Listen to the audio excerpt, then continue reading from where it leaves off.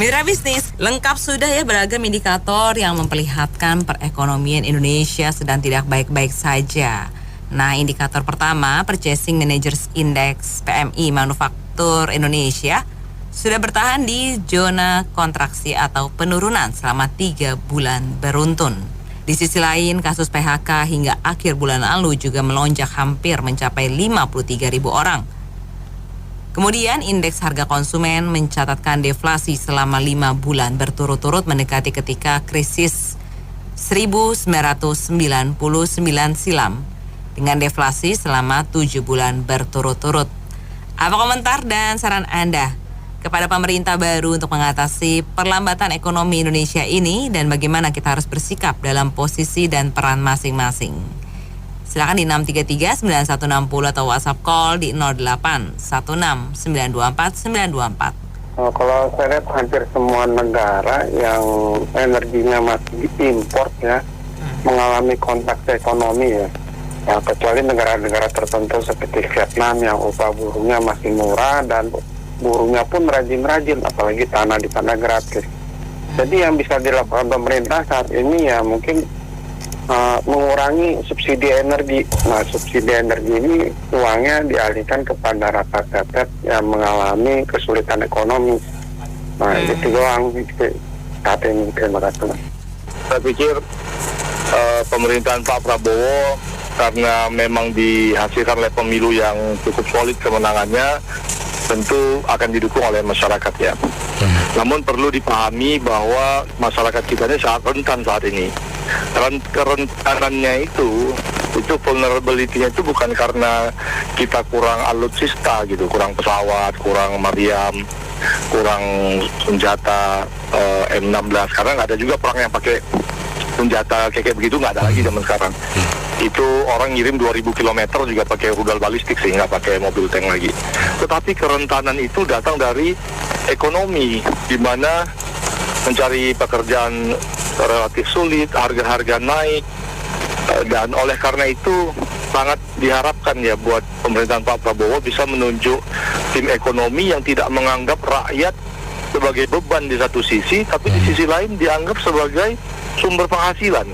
Pajaknya diintensifikasi, didiversifikasi, tapi when it comes to subsidi, padahal subsidi itu adalah wujud kehadiran rakyat di wujud kehadiran pemerintah di meja makan rakyat di dapur, itu ditiadakan. Gas 3 kg, PPN, PPH, ditambahin semuanya. Mobil yang dulu nggak kena pajak, dipajakin untuk mobil dinas dan sebagainya. Memang PPH-nya akan mengatakan Kemenko sama aja, ya sama aja, tapi didiversifikasi banyak di dalamnya item-item. Begitu juga dengan harga solar pertalite. Jadi jika solar pertalite, gas 3 kg, listrik, PPH dan PPN ini bisa diturunkan, maka ini akan membantu napas lega ya. Hadiah terbaik buat rakyat Indonesia dari Pak Presiden yang baru adalah menurunkan 5-6 item tadi ya, PPN, PPH, solar, pertalite, gas 3 kg dan PLN. Karena dengan begitu persatuan kita makin kuat, ekonomi domestik kita bergerak gitu. Terima kasih. Perlambatan ekonomi kan karena pemerintah nggak punya dana, masyarakat nggak punya dana.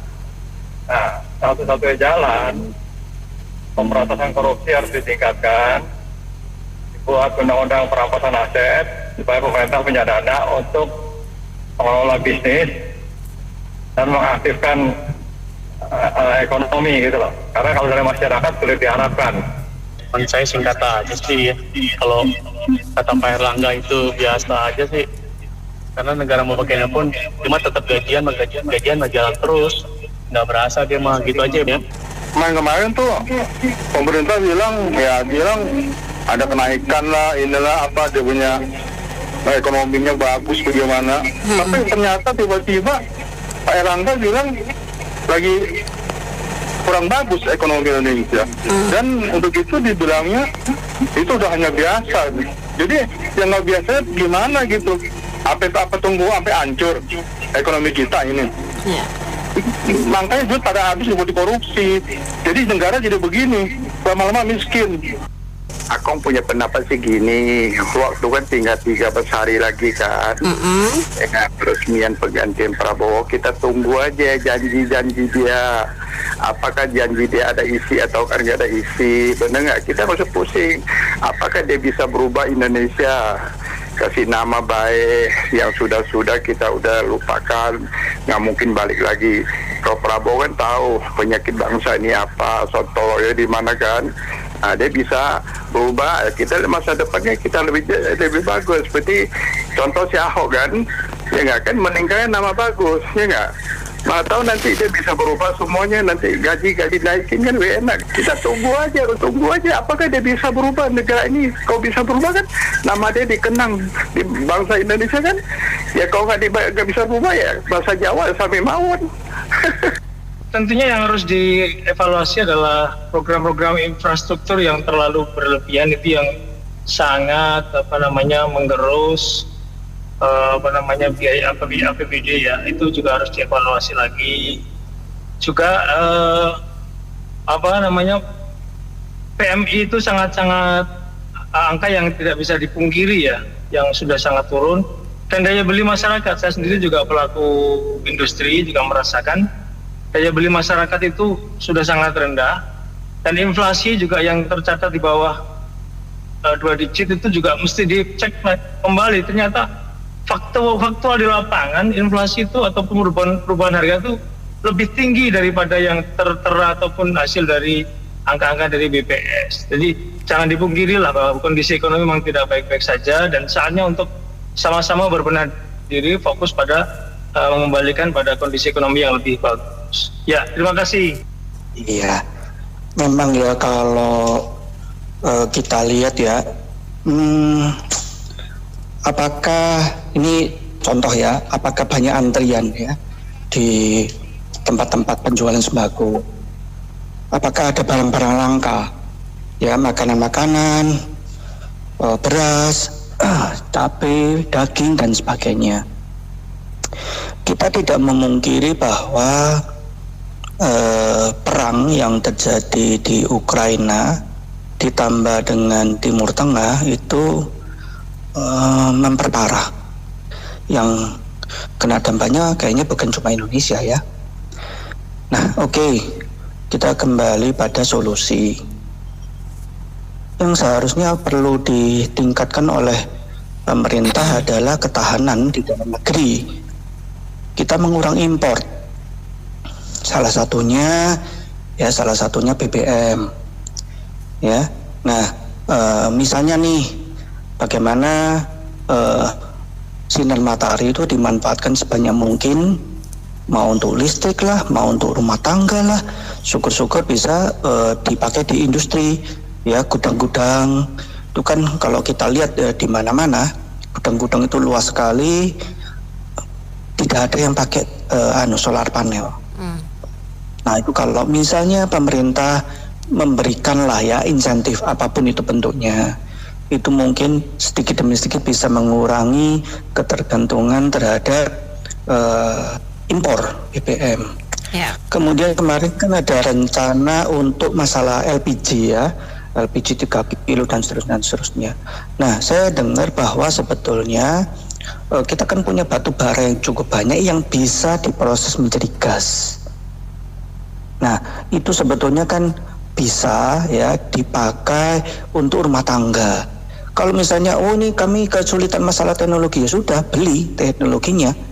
Kita gandeng dari negara mana untuk teknologi itu bisa dipraktekkan di Indonesia. Yang penting mengurangi impor. Kemudian masalah pangan. Ya, Indonesia itu punya tanah yang sangat luas dan subur. Ya, kita harus mengurangi benar-benar impor. Ya, mengurangi impor. Kalau misalnya masalah daging sapi, ya sudah, kita banyak sekali harus impor indukan untuk kemudian kita bisa paling enggak memenuhi ya sekitar 80-90% lah. Ya, karena ada beberapa resto, hotel yang mungkin dagingnya harus premium. Ya, banyak sekali sebetulnya kalau mau itu impor-impor dikurangi sehingga lapangan kerja di Indonesia makin banyak, ketergantungan impor makin berkurang. Ya, maksudnya apa? Dengan adanya perang di sana di sini, jangan menutup mata ya masyarakat bahwa Indonesia jelek. Kita harus membandingkan dengan negara lain. ya. COVID belum selesai, baru kita mentas, kemudian ada perang, dan sekarang perang bukan tambah berkurang, tapi intensitasnya makin bertambah terus. Ya.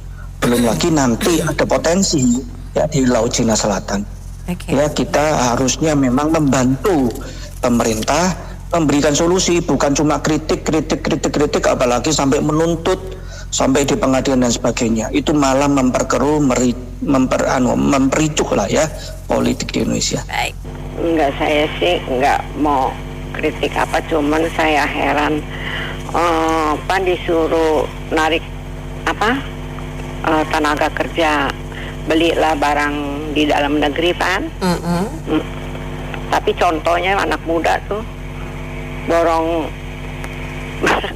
barang sampai 1 truk itu dari Amerika tuh, tapi saya nggak tahu siapa. ada yang komplain aja. Iya. Nah, anak muda tuh Remnya just tip lagi ya. Saya juga nggak tahu siapa sih, tapi pokoknya jadi terbalik begitu.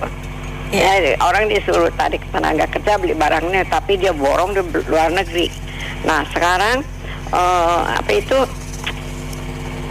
ya jadi gimana ngomongnya ya, jadi saya tuh nggak yakin kalau anak muda mampu memimpin negeri, karena gaya-gayanya masih kayak begitu-begitu. Ya. Keren. Kalau ibaratnya pesawat ini, lampu indikator emergensinya sudah banyak yang kedap-kedip nih. Tapi itu ilmunya harus tinggi untuk memanagenya, untuk mengendalikannya itu. Tapi kita lebih baik lihat kita lampu emergensi mobil saja, cuma 2 itu indikatornya.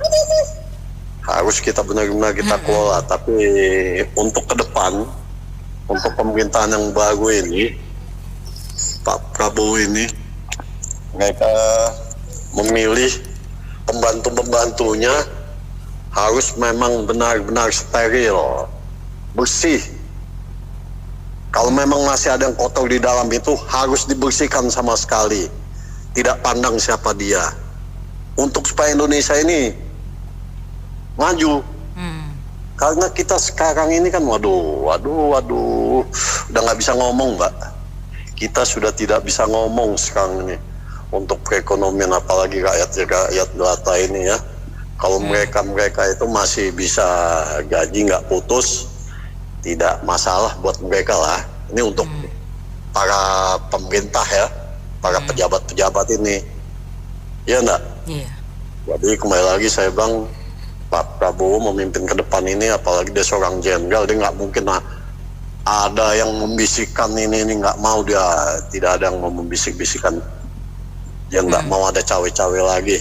Bagaimana Indonesia ke depan yang pernah dia hidup di masanya dulu itu nyaman, rakyatnya juga tenang, tidak ada gejolak. Kalau sekarang ini kan udah, ya itu kembali lagi saya bilang, lampu emergensinya di mana-mana udah nyala, rusak kan sudah banyak semuanya, sampai pendidikan kita rusak, ya enggak? Jadi kedepannya mudah-mudahan Pak Prabowo ini, dia seorang militer dan anak seorang pegawai ekonomi, untuk memilih pembantu-pembantunya ini harus bersih dan bersih sama sekali clean. Kalau memang masih ada yang kotor pembantu-pembantunya, tidak pandang siapa dia, dari tingkat atas sampai bawah, harus benar-benar dibersihkan dan diajukan ke meja hijau. Begitu saja, makasih. Assalamualaikum. Menurut saya Indonesia ini dibuat agar tidak kelihatan baik. Jadi memang ada 2, ada fakta. Satu, fakta real, artinya Indonesia ini sudah banyak masuk investasi asing, dan investasi asing itu mereka mengutamakan produktivitas karena ekonomi di dunia menurun. Semua negara ekonomi menurun, jadi mereka menaikkan produktivitas dengan cara mengurangi jumlah tenaga kerja, tapi tenaga kerja yang ada ditekankan untuk menaikkan produktivitas. Nah, itulah terjadi layoff sampai besar-besaran 53.000, dan menurut saya masih akan terjadi terus.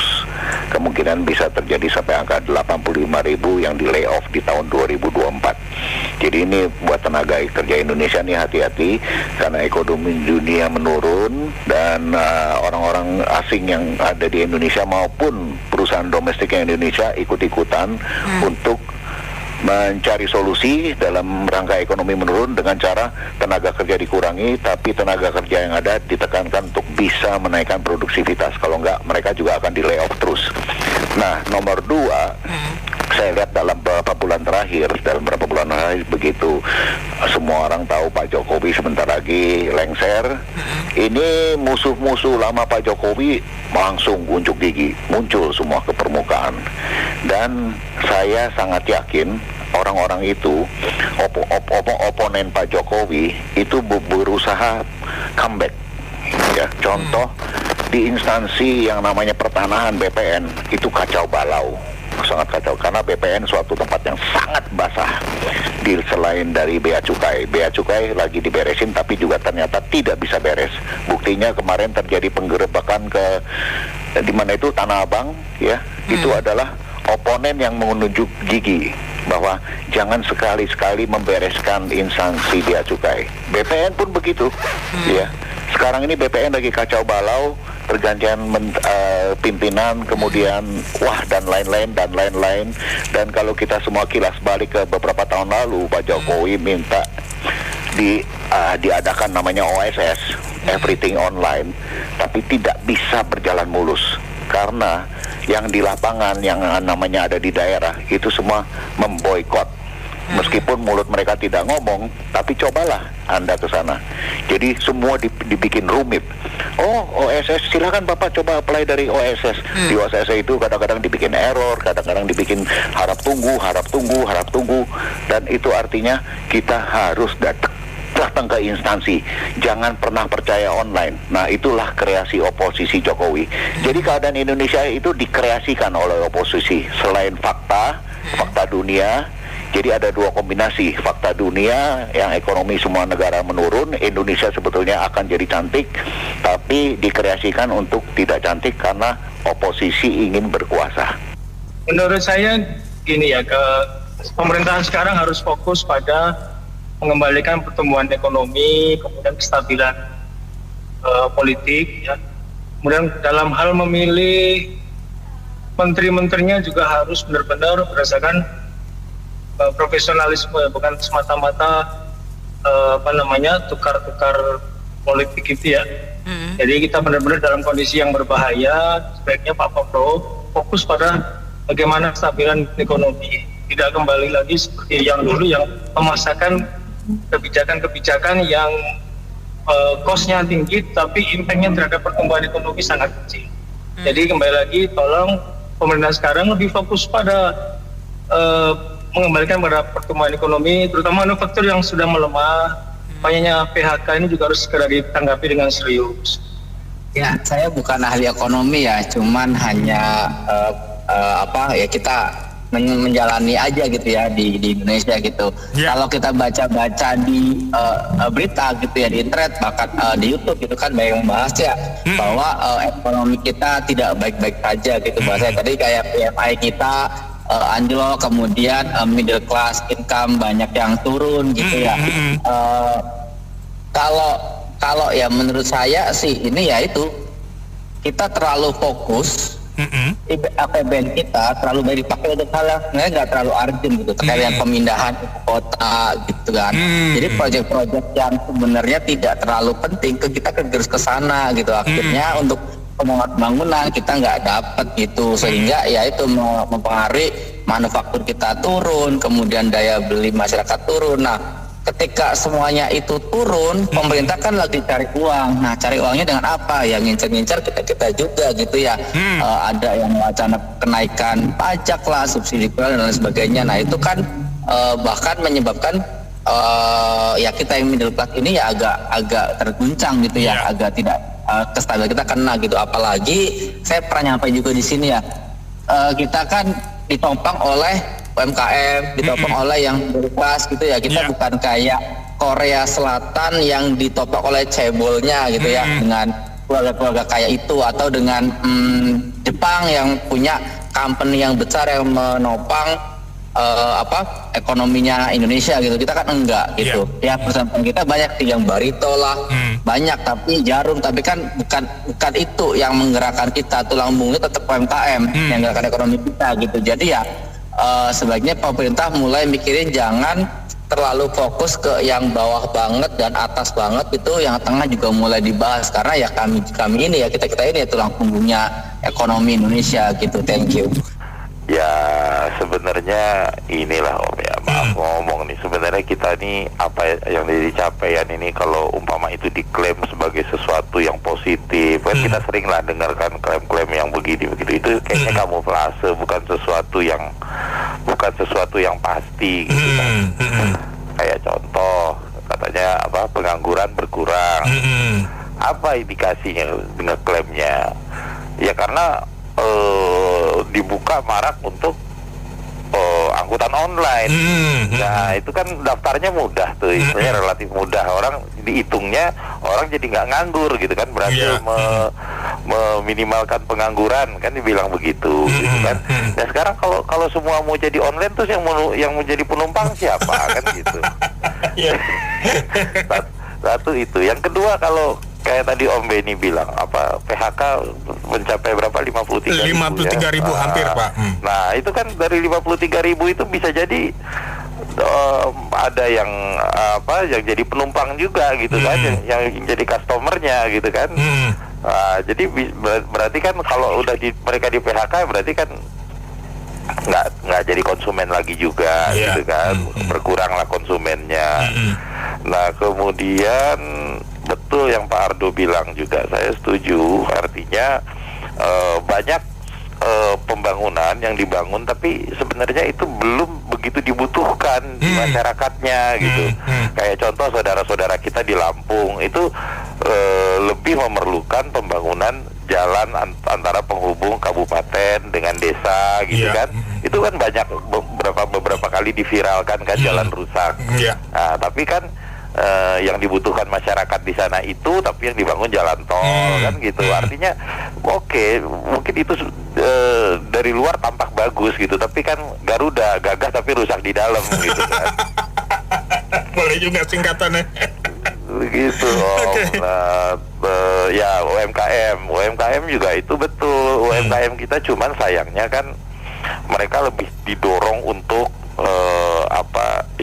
bentuk pinjaman itu bukan lebih didorong untuk menjadi penghutang gitu. UKM tapi modalnya ngutang.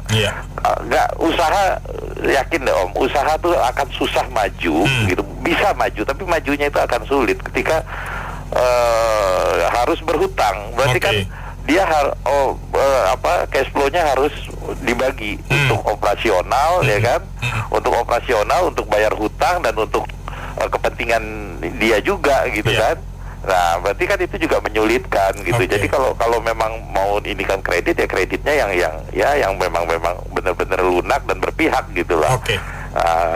Begitu mungkin Om, sementara mungkin yang lain yang lebih ahli dari saya soalnya. Topiknya ngenes Bang Ben. Aduh, urusannya piti. Nah sekarang gini Ben, kalau ditanya tidak baik-baik saja, pejabat baik-baik saja itu, gaji lancar, tunjangan gede, pokoknya lancar jaya, kayak PO Bus, ya nggak? Nah kalau yang kayak kita, nasib-nasib tanggal 25 gajian, tanggal 26 udah tunggu tanggal 25 berikutnya Ben. Udah ngalir aja itu, udah ada namanya semua, ya nggak? Jadi kalau ditanya, emang ya negara kita susah. Mau titip aja buat Pak Prabowo, itu undang-undang yang berbau korupsi itu pencegahannya tolong dong digol-golin semua. Mulai dari perampasan aset, pembuktian terbalik, uang kartal, terus miskinin semua, gak usah dihukum mati deh. Gua nggak yakin itu sesama bus kota saling mendahului, ya nggak? Nggak bakal itu hukum mati koruptor, nggak usah deh. Yang penting mereka dimiskinin, dikerein sampai keluarganya. Nah itu aja, ya nggak? Jadi nggak ada tuh yang berbau ham-ham segala macem deh di belakang, ya nggak? Nah yang mereka pikirin ham rakyatnya gimana? Nah itu kan jadi duit korupsi, bener kata Akong. Jangan-jangan PPN 1% aja udah survive nih negara. Nggak usah naik sampai 12%. Benar. Itu aja. Iya. Ya. Thank you ya Bang Ben. Saya pikir ya memang semua terkait ya. Kalau kita lihat tahun ini, saya cenderung melihat memang kondisi politik kita di Indonesia itu akan terdampak sampai tanggal 20 ini. Oke. Itu pengumuman kabinet. Karena dari awal tahun Pilpres nanti lanjut sampai Pilkada. Tetapi momentum mengenai pengumuman kabinet ini sangat mempengaruhi. Terus jangan lupa faktor geopolitik juga kurang begitu baik Timur Tengah, tapi mudah-mudahan nggak sampai terlalu mengganggu lah ya harapan kita ya. Setuju. Yang sedikit mengganggu dalam waktu 2-3 minggu ini yaitu ekonomi Cina adanya stimulus. Iya. Ini kelihatannya cukup menarik uang-uang di beberapa negara mengalir ke sana, termasuk kita. Kalau kita lihat bursa kita kan drop. Lagi drop. Kira 3 minggu terakhir ini ya. Rupiah kita juga koreksi. Betul, kita koreksi lumayan dalam, tapi ya ditambah lagi saya pikir banyak pengusaha yang menunggu kabinet. Iya. Nah ini berbarengan, tetapi oke lah faktor PMI dan lain-lain itu adalah dampak dari situasi yang saya sebutkan tadi. Sehingga mencerminkan adanya penurunan.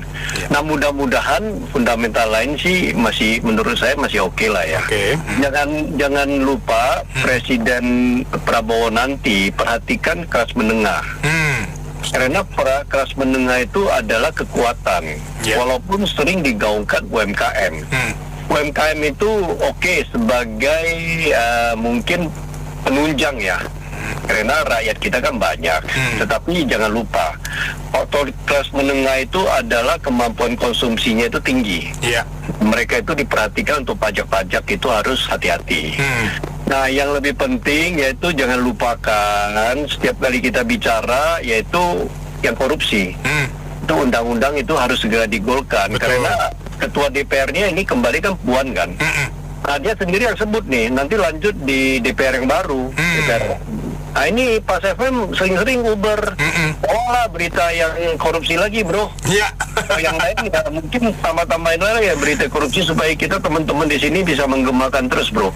Betul Pak. Ya, jadi saya harap setelah kabinet ini mungkin kalau Pak Prabowo pilih orang-orang yang tepat, terutama di ekonomi orang profesional ya. Menurut saya harusnya Indonesia akan lebih baik. Setuju. Nah tentu ya faktor geopolitik nggak sampai terlalu ekstrim terjadinya, terutama perang-perang itu. Itu aja bro. Bung BR, saya itu udah pelaku ekonomi itu udah lama, jadi mengalami siklus naik turunnya ekonomi. Tahun 78, 10 tahunan lah. 78, 88, 98, 2008. Itu berat semua tuh. Kalau 2018 kebetulan itu masih bagus, cuman ketimpa COVID. COVID ini kan sampai sekarang saya belum pulih 100%. Betul. Jadi menurut saya wajar aja lah naik turunnya orang usaha. Apalagi kalau orang biasa di marketing. Justru kalau orang bilang sulit, nah kesempatan kita nih supaya kita dapat pekerjaan kan gitu. Strateginya gimana gitu ya? Iya, kalau gampang-gampangnya semua juga bisa, justru keadaan sulitnya lah kita gerakkan supaya kita dapat. Nah sekarang ini emang rasanya benar tadi Bung Heri bilang itu menunggulah menunggu tanggal 20 kelihatan banyak sekali yang tertunda. Mudah-mudahan setelah pemerintahan baru ini mudah-mudahan akan kembali normal. Itu aja Bung BR. Jadi gini bang, isunya kan tidak sedang baik-baik saja nih kita nih, ya kan? Gini lah, kalau orang-orang kecil kan dapat KJP, terus apa lagi tuh? Ada KJP, ya pokoknya itulah kartu kesehatan. Untuk udahlah itu kalau orang-orang menengah nggak dapat, lu nggak bisa kasih insurans nasional ke kelas menengah. Permintaannya gini aja, orang yang pengusaha yang ternyata memang bangkrut gitu bang. Ya kan kayak ente misalkan contoh nih main saham hari ini saham naik 100%, besok turun 300%. Bingung kan? Iya. Dari botak langsung licin. Halus langsung. Kan gini lah, orang-orang yang udah memang benar ternyata mereka terbukti baik-baik bangkrut gitu ya. Itu bisa nggak PPh-nya yang mereka bayar tiap tahun ya kan? Iya. PPN juga kan kadang-kadang PPN juga bayar dia kan tiap bulan kan? Iya. Barang keluar masuk kan, perusahaan-perusahaan mereka gitu kan, wajib pajak pribadi itu yang direkap selama 10 tahun itu bisa gak dikembalikan oleh negara? 10 tahun aja, karena lo kan cuma 10 tahun yang lo catat, yang lo rekap dan lo lihat kan 10 tahun. Ya mungkin 20 tahun yang lalu ya lo berikan ke negara, nggak apa-apa gitu. Cuma yang lo catat 10 tahun kembalikan ketika orang-orang kelas menengah itu bangkrut. Jadi pembayar pajak itu juga semangat bayar. Ya kan? Hitung-hitung tabungan 10 tahun yang lalu kan? Iya. Ya kan insurance yang lo bayar 10 tahun. Sama kayak lo misalkan punya premi prudent lah, contoh lah. Lo punya premi prudent lo bisa balikin, tapi kan balikin juga nggak penuh kan? Betul. Makanya ribut kan? Makanya ribut kan? Contoh lah negara seperti itu. Jadi negara itu juga mengurangi apa praktek-praktek dia. Tadinya harusnya bayar ke negara, kan biasa kan bayar ke oknum ya, contoh kan. Itu kan mengurangi dong. Kalau pajak lo sebagai tabungan kan, ya kan, brilian nggak? Contoh nggak? Ya kan. Ya, itu kalau salah gitu satu tesis gua kemarin. You bisa jadi Menq kalau gitu Pak John. Tolonglah, itulah Menq lo kan denger tuh di sini tuh pejabat lo tuh. Bisa nggak mereka? Ya itu kan mengurangi gitu. Kalau pajak itu jadi tabungan ya kan. Seharusnya either lo parkir bajai tiap tahun di kantor pajak, lo kasih itu bajai, masukin ke kantor pajak, sama lo kasih Bentley lo, ya kan masuk kantor pajak. Ketika lo bangkrut bisa nggak? Itu kan jadi insurance lo intinya gitu kan? Lo bisa pakai misalkan lo bangkrut sama sekali lo nggak, kalau lagi nggak ada duit sama sekali buat makan juga bingung, ya kan? Ya gitu aja. Oke, iya nih, Indonesia deflasinya 0,12% ya di bulan September 2024. Bahkan ini udah kata Bu Nena ini ya udah 5 bulan berturut-turut ya. Saya dengar juga yang tadi itu Business News yang jam 7.20 yang Autopedia Sukses Lestari ya. Penjualan mobil juga menurun juga, ada yang beli menurun. Makanya banyak orang ya menggunakan sarana buy now pay later ya, kayak GoPay later itu untuk memenuhi kebutuhan hidupnya mereka yang masyarakat kalangan bawah. Banyak pengangguran dan PHK di mana-mana, mungkin ya terutama di industri TPT, tekstil, garment, keramik ya. Mungkin karena gempuran produk impor yang menghancurkan UMKM kita ya, terutama di Indonesia. Oh ya, yang terutama di pasar Tanah Abang dan pasar rumput banyak penjual UMKM yang berjualan mengaku ya mengeluh omsetnya menurun. Daya beli juga menurun, orang beli barang-barang yang murah, yang sesuai dengan gaji dan dompet atau keuangan mereka.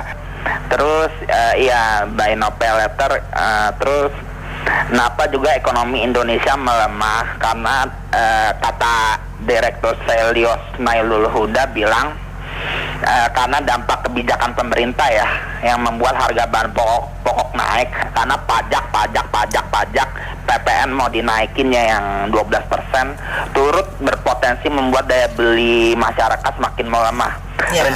Rencana kenaikan harga Pertalite tadi lanjutkan dulu lah, moga-moga itu sih. Ini kita bicara deflasi semuanya. Sebenarnya tahu nggak arti deflasi itu apa? Kan bisa juga dari daya beli menurun. Ya. Bisa juga karena uang yang beredar itu berkurang. Bisa juga karena demand-nya berkurang. Bisa juga karena harga turun.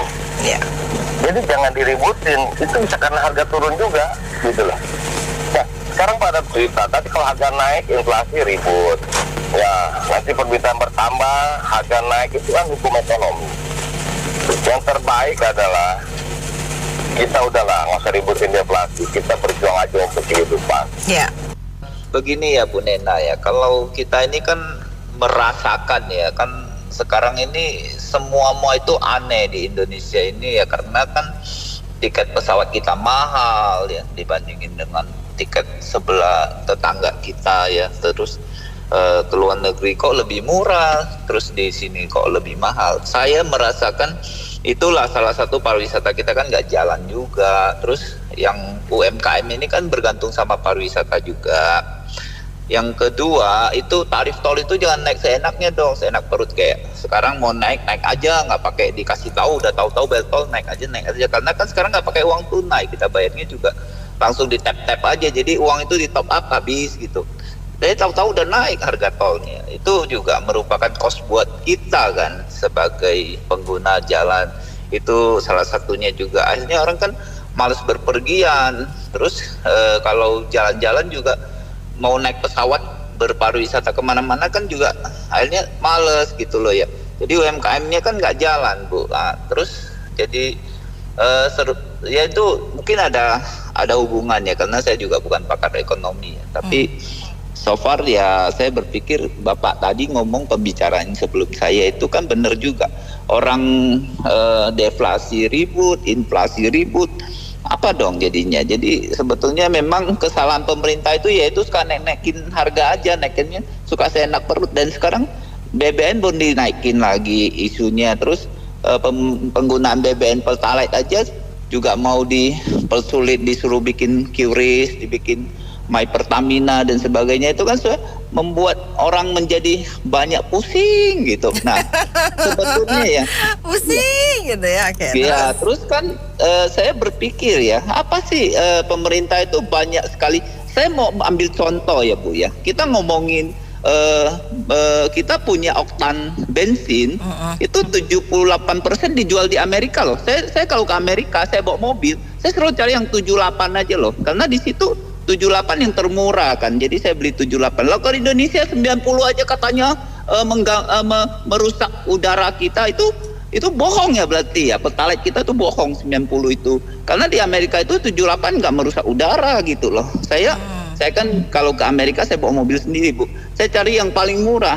Di Australia juga saya bawa mobil sendiri, saya cari yang paling murah, semuanya oktannya di bawah 80 mereka jual. Lalu di Indonesia 90 kalau dibilang merusak udara. Itu semuanya apa ya, kayak sandiwara lah saya bilang. Jadi ya tolonglah pemerintah itu jangan sikapnya semau gue lah, semau gue, mentang-mentang apapun kebijakan gue nih nggak ada yang demo, nggak ada yang ini, karena merasa gue jujur, bersih, dan apapun yang gue bikin bener gitu loh. Ini aku juga heran aja sama negara kita ini. Pertama-tama yang paling ini dulu deh ya. Kita ini rakyat biasa, selalu ditekankan suruh bayar pajak, wajib pajak untuk ini itu, untuk ini itu. Tapi ya lihat aja sekarang kinerja negara kita seperti apa. Itu Menko Perekonomian ngomong nggak terlalu khawatir. Loh, khawatir dari segi mana dulu? Semua bidang usaha juga sepi juga. Nggak cuma satu, nggak cuma dua. Nah, sekarang ini PHK massal di mana-mana. Nah, masalahnya pemerintah kita ini sekarang kerjanya apa? Pajak terus ditagih, pajak terus ditagih. Apa nggak kasihan rakyat-rakyat biasa? Dagangan juga sekarang juga makin sepi, bukan makin bagus. Oke lah, UMKM dan bisnis e-commerce dan lain sebagainya sih memang dikembangkan. Tapi mestinya harus lihat situasi dong. Jadi ya saya harap deh, ini sekarang udah tanggal berapa nih? Tanggal 7. Tinggal 13 hari lagi deh. Udah mau ganti pemerintahan baru. Saya harap deh perekonomian Indonesia bisa lebih baik lagi. Tapi tolong harusnya jangan ditekankan terus rakyat kita ini, masa jangan ditekankan terus bayar pajak lah, inilah itulah. Memang boleh kita wajib pajak, tapi kadang kalau pajak dinaik-naikin terus-terusan, kapan bisa majunya kita punya negara kita ini? Oke, silahkan Mama. Komentar Mama tetap itu 3 hal yang paling penting ya, kesehatan mental, Jangan korupsi dan jangan tamak. Apa-apa tuh dilihat diri sendiri dulu, mulai dari diri sendiri dulu. Jangan menuduh orang lain dan menuding orang lain. Dalam hal ini pemerintah mengatakan maksudnya masih tetap oke gitu ekonomi. Ya terang aja lah anak mama. Masa pemerintah akan bilang, oh ya kita kacau, chaos, lambat. Wah, bagaimana rakyatnya, ya enggak? Dan itu efeknya sangat besar, ya nggak, kalau mereka berbicara seperti itu. Jadi ya kembali lagi, kalau menurut Mama memang zaman telah berubah, ya pinter-pinter kita makanya selalu menggunakan nalar dan akal sehat, dan di lain pihak juga jangan boros. Baru saja ya Mama nih melihat ada orang dia lebih rela membayar 2.500 untuk biaya bank daripada membayar 5.000 untuk suatu barang yang maksudnya ya dia beli di tempat satu ini memang lebih murah 5.000, tapi kan dia nggak mikir tuh ongkosnya, capeknya, kan tempatnya berlainan. Ya, contoh itu sajalah. Jadi maksudnya ya kembali lagi kan ke akal sehat gitu loh. Jadi dibilang mau hemat tapi di lain pihak boros seperti itu, kalau Mama sih terus terang ke pihak bank mah nggak bakalan keluar 1 rupiah juga gitu. Untuk biaya gitu loh. Apalagi zaman sekarang gitu loh, kan udah banyak tuh bank yang menggratiskan segala macam biaya, apalagi kalau transaksi melalui aplikasi, ya nggak anak Mama. Jadi ya itulah, basmi korupsi, jangan tamak ya, jangan serakah, dan mentalnya harus sehat. Memang betul, pajak dan sebagainya telah banyak dibebankan kepada masyarakat. Satu hal ketika kami bahas di dalam seminar, bagaimana membahas Indonesia baru ini yang seharusnya memang pertama-tama adalah UMKM yang banyak menjerit sekali, seperti kawan-kawan yang ada di Tanah Abang.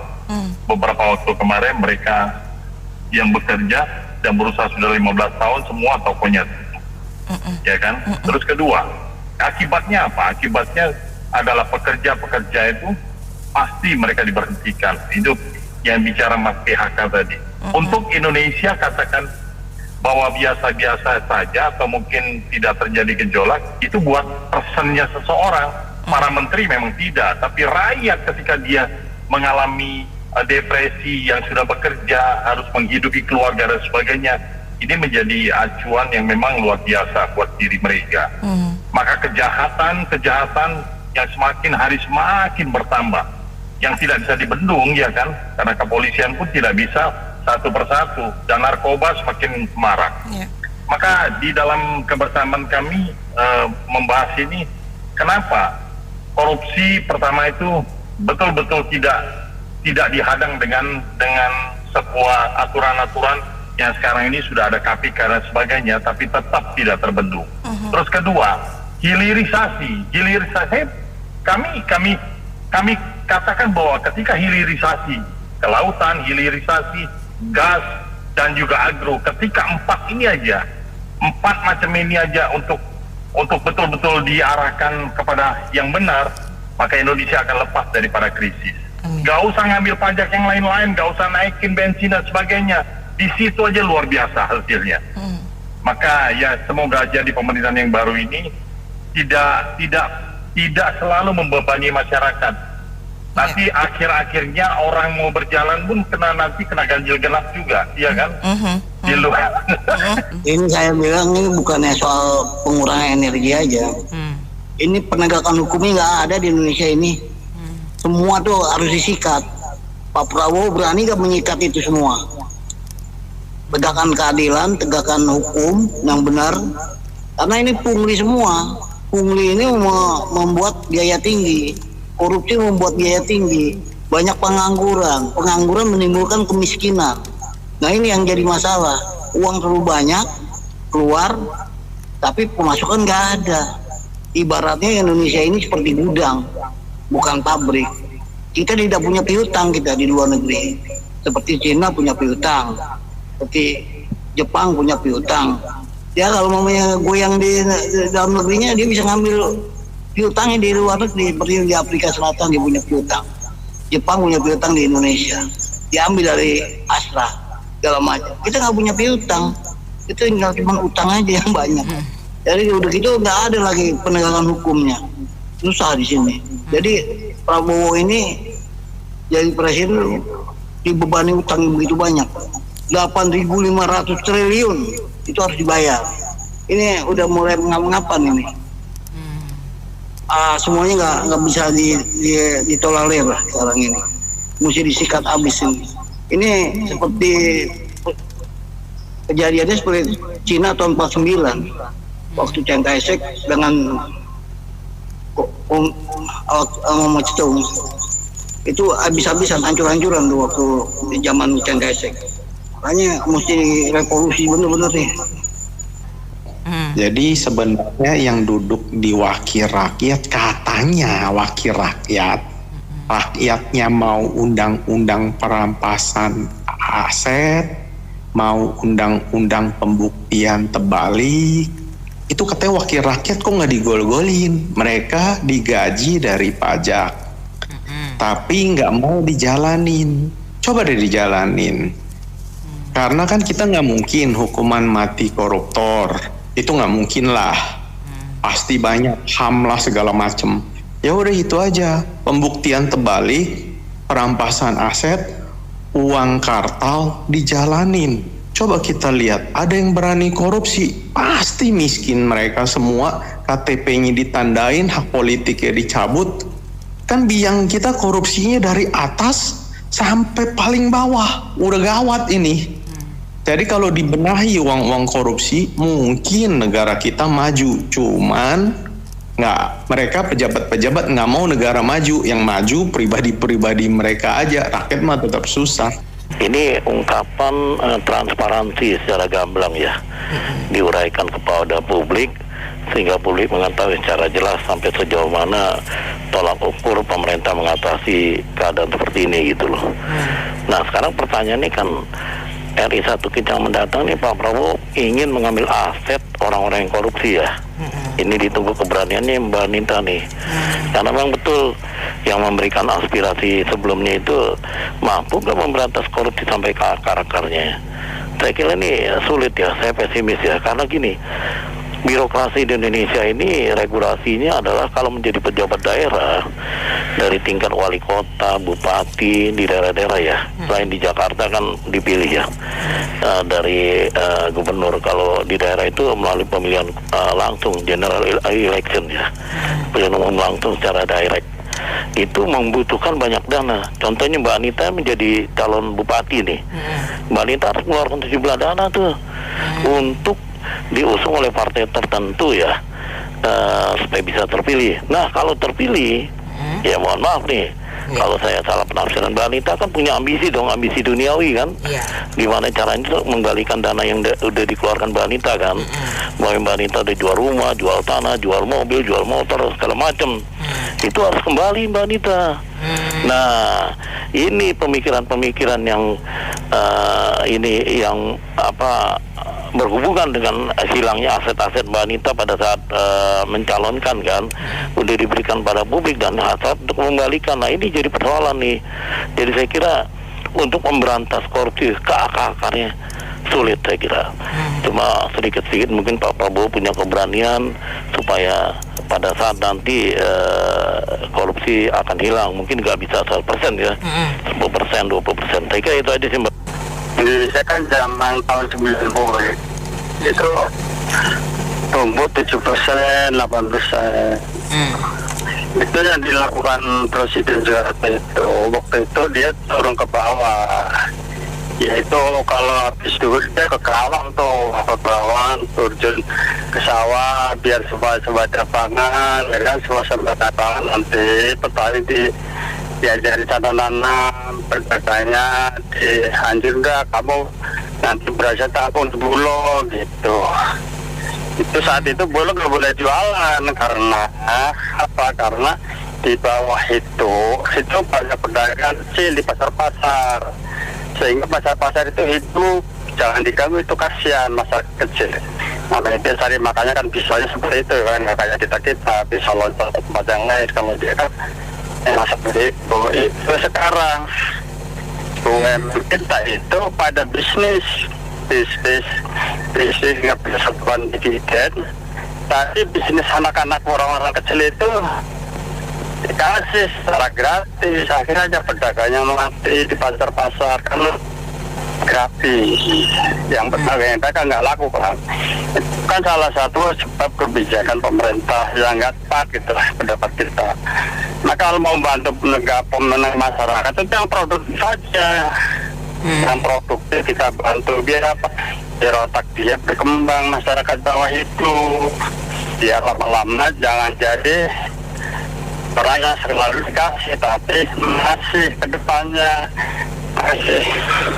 Oke, terima kasih Pak Jainal atas komentarnya. Dan mitra bisnis kami sudahi untuk sesi kali ini. Terima kasih yang sudah bergabung dalam sesi kali ini. Saya Anita Wijaya.